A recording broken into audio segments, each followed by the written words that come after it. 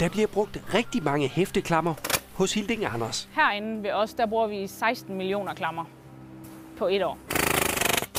De har leveret senge til Jysk lige siden Lars Larsen grundlagde det. Hans bror Knud Larsen var ansat på sengefabrikken. Og der opstår jo et godt makkerskab, man er helt fra starten af. Siden har det taget fart. Nu leverer de til mange møbelhuse, og det betyder, at de laver rigtig mange forskellige senge. Kunsten er så at planlægge produktionen, så man laver senge, der ligner hinanden. Så kan det være rammen af den sammen til 5 forskellige ordrer, med en forskellig kerne på eller en forskellig fjeder. Noget andet betræk.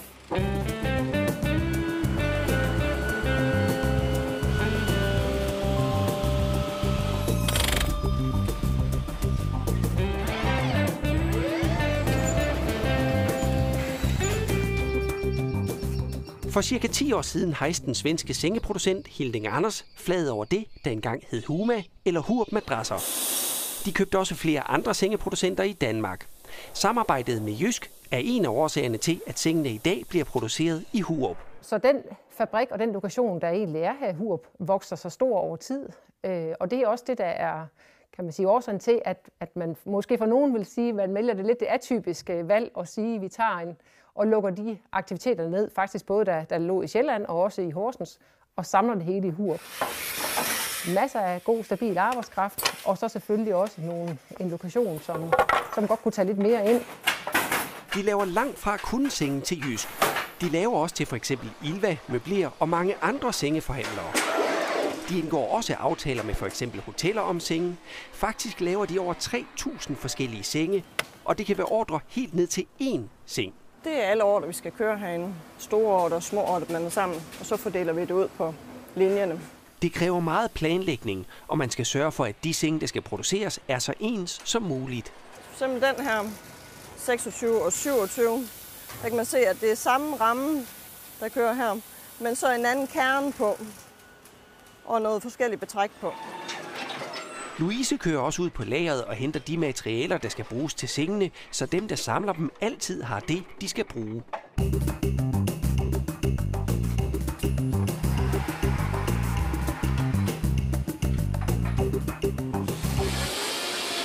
Fabrikken i Hurup er en skønsom blanding af automatik og manuelt arbejde, også i madrasproduktionen.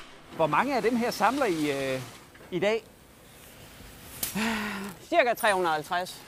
Lotte og hendes kollega samler madrasserne i forskellige typer og kvaliteter af skum, og så lægger de forskellige fjeder i. Og fjederne kommer ud, når de er klar til at modtage dem. Jeg har sådan en pedal herovre ved mig. Jeg trykker på, når vi er klar til at tage fjederne i. Når Lotte og hendes kollega får skumgummipladerne, er de allerede limet. Hvorfor kører den der bare videre? Det er fordi, vi har 2, der står dernede og lægger det på. Det er låget til madrassen. Når låget er lagt på, er madrassen sådan set klar til at få betræk på. De fleste bliver dog til boksmadrasser og skal derfor monteres på en sengeramme. Rammerne bliver også lavet på Hilding Anders. Jeg tager nogle lameller, der skal i bunden. 4 af dem. Og så 2 ender. Og en side her. Der side her, så klemmer man bare det sammen, og så bliver det skudt op med klammer. Så hænger det hele sammen.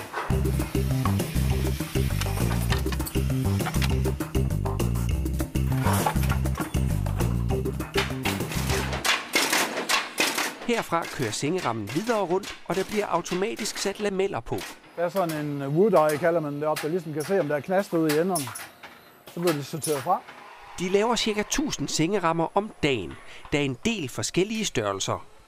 Der er 6 forskellige bredder, 2 forskellige længder, 2 forskellige højder. Så det ved jeg ikke, 20-30 stykker forskellige. Når rammerne er samlet, ryger de videre over til Martin Emil Guld. Jeg tjekker lige, at der er skud i hjørnerne her, og de her lameller, de sidder lige. Ellers er hans vigtigste opgave at sørge for, at maskinen kører og skride ind, hvis der er noget, der går galt. For her går det helt automatisk. Det, der sker, er, at der kommer fjeder ud af de her ruller, og det er de største ruller, vi har. Det er ruller med 100 stykker fjeder i. Og så bliver de ellers bare kørt derned, i den anden ende hernede, hvor fjederne ligesom bliver puttet ned og skudt fast og sendt videre. Det er også Martins opgave at holde øje med den næste station. Det, der sker her, det er, at den kommer over for en dug på først, og så kører den videre, hvor de, som skal have så et hjørnebeslag på, det får det på af robotten derinde. Og det er så et hjørnebeslag, så folk bare kan skrue benene på direkte på sengen. Når både rammer og madrasser er klar, skal de samles. Det er blandt andet Kjeld og Michelle Graversen, der gør det. Og de kender hinanden bedre end de fleste andre kolleger. Vi er far og datter. Vi ved, hvad hinanden skal, og jeg behøver ikke sige til far, hvad han skal, og han behøver ikke sige, hvad jeg skal. Nej, det er jeg rigtig glad for. Nu har hun jo snart været her i 20, og jeg har været her i 30. Og så får Kjeld sin datter at se hver dag. Ja, men det gør jeg alligevel. Hun bor ikke ret langt fra mig. Hende og så og børnebørn. Dem ser jeg næsten hver dag. Det er jo dig. Ja, det er simpelthen altid. Det er jo heldigt at være, at den kan få sit børnebørn til, at så med datteren, det er så. Og selvom Kjeld nærmer sig de 72, har han ikke tænkt sig at gå på pension. Nej, det vil jeg endnu. Det at komme til at gå hjem, nej, det er ikke sådan lige mig endnu. Når Kjeld og Michelle har lagt betræk på, bliver sengen sendt videre til Hanne Andersen. Jeg polstrer betræk fast på rammen, og så sætter jeg sidepap på bagefter, så er det færdigt. Og hvorfor sætter du pap på? Det er for at beskytte, når den skal under transport. Det er ikke helt ufarligt. Har du prøvet at klippe dine fingre fast til sengen også? Nej, jeg har ramt mit tommeltot, når jeg laver hjørner. Det er sådan set det, jeg har prøvet. Det gør meget ondt, i hvert fald når man får den pillet ud igen. Jeg har prøvet det 4-5 gange.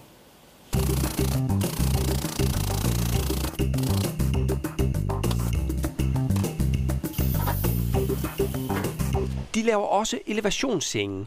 Det foregår stort set på samme måde som alle de andre senge. De skal også polstres, og når det er gjort, sker resten mere eller mindre automatisk. Nu sker der det, at den polstrede ramme, den kører ind i robotcellen herinde, hvor en robot lægger et stykke pap op og tager en lamel og lægger op og lægger rammen hen over i. Så er sengen ligesom, det er det, der skal til den her seng af de store dele. Så kører den videre ud til en pakkeplads nede den anden ende, hvor man lægger tilbehørstingene til motor, fjernbetjeninger til motorerne og diverse ting og sager. Selvom Hilding Anders er en international virksomhed, sætter de en ære i at beholde produktionen i Thy, i stedet for at rykke den ud til mindre løntunge lande. En seng fylder relativt meget, så vi er ikke i konkurrence med Asien, som mange andre brancher er, fordi det tager for lang tid med alle de her forskellige varenumre, og det fylder for meget. Dernæst er vi så mere i konkurrence direkte mod østeuropæere. Så det gælder om at være så effektiv, at lønnen udgør så lille del af omkostningerne, at det ikke er en faktor for prisen. Det lykkes at få lønudgifterne ned på under 10% af produktionsomkostningerne. Vi er ved at have styr på vores lønandel, så vi skal se på, om vi kan gøre noget ved vores materialandel, og så skal vi selvfølgelig stadigvæk være skarpe på vores kvalitet og vores leveringsevne, som vi virkelig er kendt for.